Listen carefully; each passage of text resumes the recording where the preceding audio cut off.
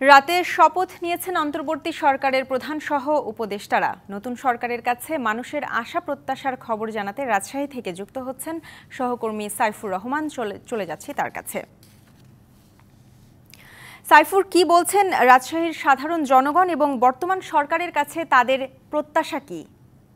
ধন্যবাদ ঈশিতা। আপনি জানেন যে আসলে কয়েকদিনের যে আন্দোলন ছিল সেই আন্দোলন সফল হয়েছে শিক্ষার্থীরা কিন্তু তাদের দাবি পূরণ হয়েছে শিক্ষার্থীদের। পাশাপাশি এই বর্তমানে যে এই রাজশাহীর জনজীবন, সেই জনজীবনে কিন্তু স্বস্তি ফিরেছে শিক্ষার্থীরা। আমরা কয়েকদিন লক্ষ্য করেছি তারা প্রতিটি নগরের প্রতিটি মোড়ে মোড়ে কিন্তু তারা ট্রাফিক আইন নিয়ন্ত্রণ করছে। পাশাপাশি তারা কিন্তু তাদের যেসব কাজগুলো রয়েছে তারা কিন্তু প্রতিনিয়ত করছে এবং পরিষ্কার পরিচ্ছন্নতা থেকে শুরু করে সবকিছু।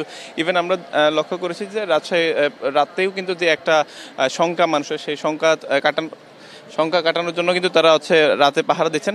তো এছাড়া রাজশাহীর মানুষ আসলে কি বলছে বর্তমান এই নতুন সরকার নিয়ে, তাদের চাওয়া পাওয়া কি, এই বিষয়ে একটু কথা বলবো। আসলে যে জানেন আপনি নতুন সরকার গঠন হয়েছে, আপনাদের চাওয়া পাওয়া কি একটু বলবেন?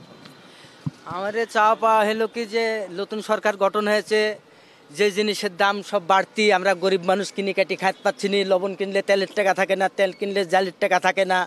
এও কষ্টতে আমাদের জীবনযাপন কাটছে। এখন যদি জিনিসগুলি একটু দাম টাম একটু কমাইলে আমরা গরিব মানুষ খাই একটু বাঁচত। ধন্যবাদ। আমরা আরেকটু কথা বলবো যে আসলে আপনি তরুণ একজন মানুষ হিসেবে কি চান আপনি আসলে? জি, আমার বক্তব্য এইটাই যে নতুন সরকার গঠিত হয়েছে, আপনারা সবাই জানেন।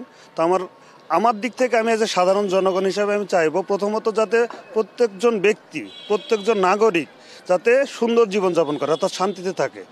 জাতি, বর্ণ, ধর্ম নির্বিশেষে সবাই আমরা বাংলাদেশের নাগরিক, যাতে আমরা সুস্থভাবে, সুন্দরভাবে, শান্তিতে জীবন যাপন করতে পারি, এইটা আগে নিশ্চিত করতে হবে। ধন্যবাদ। ঈশিতা, শুনছিলেন যে আসলে রাজশাহীর মানুষ তারা বলছে যে তারা সুষ্ঠু এবং নিরাপদভাবে জীবনযাপন যেন করতে পারে, সেই বিষয়টি নিশ্চিতের দাবি তারা জানিয়েছেন। তো এই ছিল রাজশাহী থেকে সর্বশেষ তথ্য। সাইফুর, ধন্যবাদ আপনাকে।